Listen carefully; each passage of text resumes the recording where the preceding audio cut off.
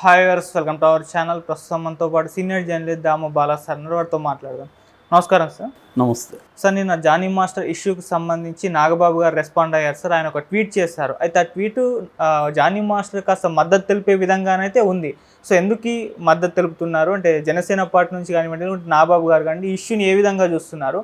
మరో వైపేమో నాగబాబు గారి ట్వీట్ కేవలం అల్లు అర్జున్ గారికి కౌంటర్ ఇవ్వడానికి మాత్రమే చేసినట్టుగా ఉంది అని కూడా అంటున్నారు. ఎందుకంటే ఆయన అమ్మాయికి మద్దతు ఇచ్చారు, ఈయన జానీ మాస్టర్కి మద్దతు ఇస్తున్నట్టుగా.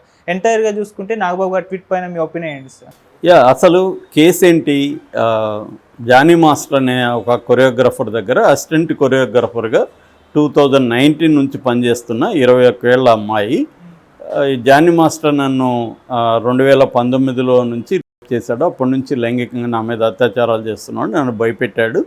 సో నా తల్లిదండ్రులను చంపేస్తున్నాడు, ఇండస్ట్రీలో లేకుండా చేస్తున్నాడు, అందువల్ల నేను సరెండర్ అయ్యాను. బట్ అప్పటి నుంచి ఆయన భార్య నన్ను వేధింపులకు గురి చేస్తున్నారు, కొట్టారు, తిట్టారు, ఇలాగా ఆమె కేసు పెట్టింది. దానికి సంబంధించి ముందు రాయదుర్గం పోలీస్ స్టేషన్లో 0 ఎఫ్ఐఆర్ నమోదు చేశారు. దాని తర్వాత నార్సింగ్కి పోలీస్ స్టేషన్కి ట్రాన్స్ఫర్ చేశారు. నార్సింగ్ పోలీసులు రెగ్యులర్ ఎఫ్ఐఆర్ నమోదు చేశారు. 376 రేపు, 506 క్రిమినల్ ఇంటిమిడేషన్, 323(2) హర్ట్, తర్వాత పోష్ అంటే prevention of sexual harassment in work place, POCSO protection of children from sexual offences. ఈ సెక్షన్ల కింద కేసు పెట్టారు. ఇది గతంలో అంటే బిఎన్ఎస్ చట్టం రాకముందు జరిగింది కాబట్టి వీళ్ళ ఉద్దేశంలో అది పాత చట్టాలు వర్తిస్తుందని ఐపీసీ కిందనే పెట్టారు. సో ఇది ఏమైందంటే జానీ మాస్టరు జనసేన సభ్యుడు, పవన్ కళ్యాణ్కి సపోర్టుగా క్యాంపెయిన్లు కూడా చేశాడు. తర్వాత కొంత చారిటీ వర్క్ కూడా జనసేన తరపున చేశాడు. కాబట్టి ఇది పొలిటికల్ టర్న్ తీసుకునింది.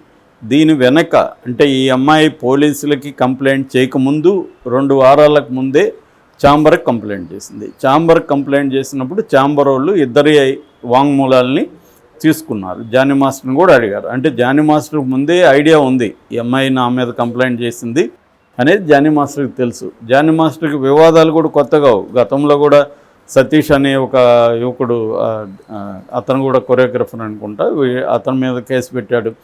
ఒక 6 నెలలు జైలు శిక్ష కూడా జానీ మాస్టర్కి పడింది. ఎందుకంటే ఇవన్నీ కామన్, ఇండస్ట్రీలో వివాదాలు ఉంటాయి.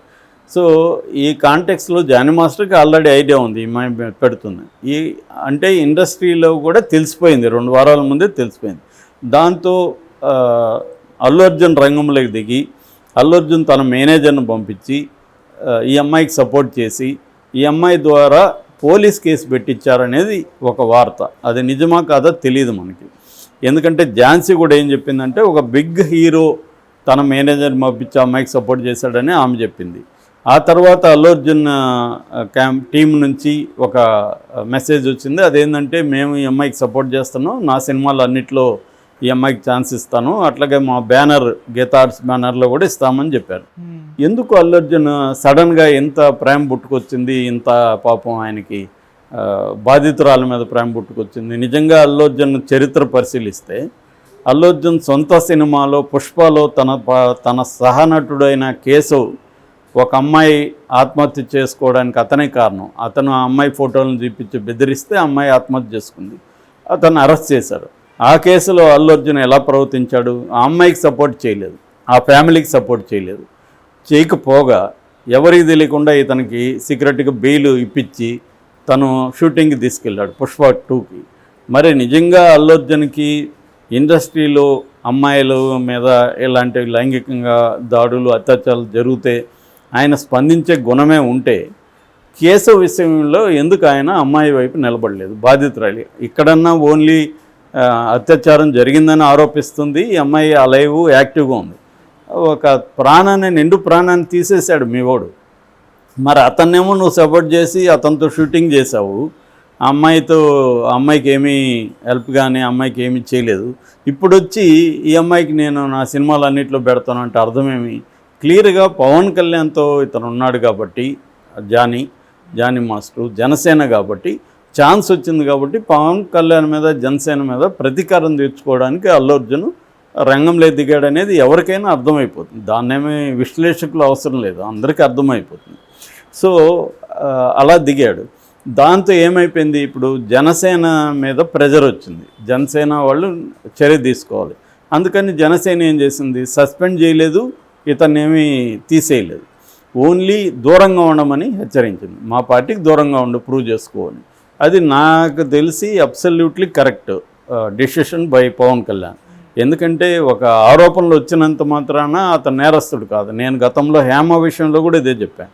హేమ మీద వచ్చినప్పుడు విష్ణు ఆమెను సస్పెండ్ చేయడాన్ని కూడా నేను వ్యతిరేకించాను. ఎందుకంటే ఆరోపణలు వస్తాయి ప్రతి మనిషి మీద, మన ఇద్దరికి గొడవ వస్తుంది, నువ్వు వెళ్ళి నా మీద ఏదో కేసు పెడతావు, అంత మాత్రం నేను నేరం చేసినట్టు ఎలా అవుతుంది? సో కోర్టులో ప్రూవ్ అయ్యే వరకు ఒక వ్యక్తి దోష నిర్దోష అనేది చెప్పకూడదు. సో అది ఆరోపించబడిన వాడు, అలీజిడ్లీ అంటారు. అలీజిడ్లీ అంటే ఇలా వాళ్ళు ఆరోపిస్తున్నారు అని, నిందితుడు అంటారు. అందుకని అతన్ని నేరస్తుడని మనం అనకూడదు, నేరస్తుడని సస్పెండ్ చేయకూడదు. అలాగా పవన్ కళ్యాణ్ కరెక్ట్ చర్య తీసుకున్నాడు. సో ఇప్పుడు నాగబాబు నిన్న ఎంటర్ అయ్యాడు. నాగబాబు ముందు నుంచి కూడా అతను ఒక క్లెవర్ ట్వీట్లు చేస్తుంటాడు. దీన్ని మనం అత్తెలివి అంటాం.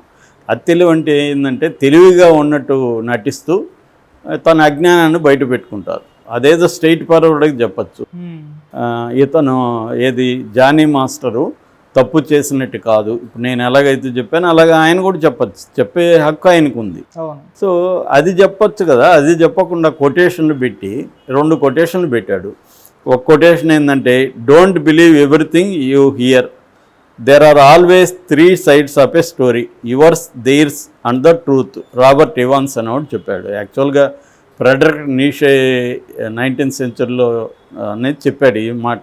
ఏంటంటే ఫ్యాక్ట్ అనేది ఏముండదు, ఇంటర్ప్రిటేషన్ ఆఫ్ ఫ్యాక్ట్ ఉంటుంది, అలాగే సత్యం అనే ట్రూత్ అనేది ఉండదు, నా వెర్షను నీ వెర్షను ద అదర్ వెర్షన్ ఉంటుంది తప్ప సత్యం అనేది ఏమీ లేదనేది కూడా నీషే కొటేషన్. దాన్నే ఇవాన్స్ వేరే రకంగా చెప్పాడు, దాన్ని ఇతను కోట్ చేశాడు. అంటే ఇతను ఉద్దేశం ఏంటి ఈ కొటేషన్లో, మీరు ఏది వింటే అది నమ్మకండి, సత్యం అనేది మీరు వాళ్ళు చెప్పేది మేము చెప్పేది కాకుండా వేరేది కూడా ఉంటుంది, 3 sides ఉంటాయి అని చెప్పాడు. మంచిదే, మరి అన్నిటికీ అలాగే ఉంటుంది కదా. జగన్ విషయంలో అలాగ ఉండదా? జగన్ విషయంలో వీళ్ళు ఎన్నిసార్లు విమర్శించారు అతన్ని, అతను దొంగ అని, అతను 420 అని, అతని కేసులు ఉన్నాయని. మరి జగన్కి కూడా అదే వర్తిస్తుంది కదా సత్యం అనేది. సో ఇక్కడ ఏంటంటే నాగబాబు చెప్పిన దాంట్లో ఏం తప్పు లేదు, నాగబాబు చెప్పిన కొటేషన్లో కూడా తప్పు లేదు, కరెక్టే. అది సత్యం అనేది వేరే ఉంటుంది, ఎవరి అభిప్రాయాలు వాళ్ళు ఉంటాయి.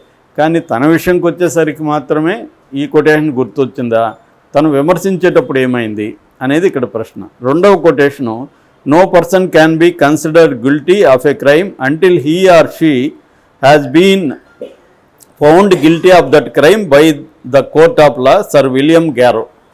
ఇది అగైన్ నాగరిక ప్రజాస్వామ్య దేశాల్లో ఎక్కడైనా కూడా నేచురల్ జస్టిస్ ఉన్నప్పుడు, ఒక మనిషి మీద ఆరోపణలు వచ్చినప్పుడు ఆ మనిషి నేరం చేశాడని ఎవరు కూడా చెప్పకూడదు అంటిల్ కోర్టు ప్రూవ్ అయితే. అది కూడా కోర్టు కూడా చిన్న కోర్టులో ప్రూవ్ అయినా కూడా గిల్టీ కాదు, మళ్ళీ పై కోర్టు రిలీజ్ చేయొచ్చు. సుప్రీంకోర్టు వరకు ఉంది ఇక్కడ, సుప్రీంకోర్టులో కూడా ప్రూవ్ అయితే అప్పుడు అతను గిల్టీ. సుప్రీంకోర్టులో ఒక్కోసారి కేసు కొట్టేస్తూ ఉంటారు, అప్పుడు అతను గిల్టీ కాదు. సో ఇది కూడా కరెక్టే, 100% ఆయన చెప్పడం కరెక్టే. అట్లా ఇప్పుడు జానీ మాస్టర్ మీద ఆరోపణలు మాత్రం వచ్చాయి, అతను నేరం చేశాడా లేదనేది మనం చెప్పొద్దు అనేది ఆయన చెప్పినట్టుగా మనం అర్థం చేసుకోవాలి. ఆయన తెలివిగా కొటేషన్ చెప్పినా ఆయన చెప్పదలుచుకున్న ఉద్దేశం ఏంది, జానీ మాస్టర్ మీద ఆరోపణలు మీరు నమ్మకండి, ఎందుకంటే సత్యం అనేది వేరే ఉంటుంది, అభిప్రాయాలు వేరే ఉంటాయి, స్టోరీకి అనేక వెర్షన్లు 3 వెర్షన్లు ఉంటాయి, కాబట్టి మీరు నమ్మకండి అనేది ఒకటి. 2వది, జానీ మాస్టర్ నేరస్తుడు కాదు, అతను ముద్దాయి మాత్రమే, ఆరోపించబడిన వ్యక్తి మాత్రమే అని కూడా అతను చెప్పినట్టుగా మనం క్లియర్గా అర్థమవుతుంది. సో ఈ విధంగా ఏంటంటే జానీ మాస్టర్ని సపోర్ట్ చేస్తున్నట్టుగానే అర్థమవుతుంది. తప్పులేదు, ఆయన చెప్పిన దాంట్లో తప్పులేదు. ప్రాబ్లం ఏమొస్తుందంటే ఈయన మరి ఇదే సూత్రాన్ని ఇప్పుడు జగన్ మీద ఏదైనా కేసులు ప్రూవ్ అయ్యి ఆయన కన్విక్టెడ్ అయినాడా? లేదు కదా. మరి జగన్ మీద ఇతను వీళ్ళ తమ్ముడు మాట్లాడితే అతను ఆర్థిక నేరస్తుడని ఎందుకు మాట్లాడతారు? ఆర్థిక నేరస్తుడని మాట్లాడడం తప్పు కదా. మరి ఇదే కొటేషన్ నాగబాబుకి అప్లై కదా. నాగబాబు వేరే వాళ్ళని గురించి మాట్లాడినప్పుడు నాగబాబు ఈ కొటేషన్ తెలియదు ఆయనకి. అప్పుడే కళ్ళు చెవులు అన్నీ మూసుకున్నాడా, ఓన్లీ నోరు మాత్రమే తెరిచాడా?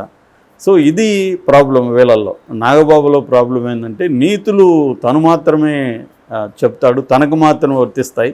తను వేరే వాళ్ళని విమర్శించినప్పుడు ఆ నీతులు అతనికి గుర్తుండవు, వర్తించవు. అప్పుడేమో అక్కడ రాజకీయాలు ఉంటాయి. కాబట్టి ఇది ఏంటంటే ప్రజలు గొర్రెలు కాదు, నీ కొటేషన్లో వినేసి పొలవమని నిన్ను నమ్మేసే బ్యాచ్ కాదు ఇక్కడ. వాళ్ళకు కూడా నువ్వు ఎప్పుడు ఏ కొటేషన్లు ఇస్తున్నావు, ఎప్పుడు ఏం చెప్తున్నావు అన్నీ గమనిస్తుంటారు.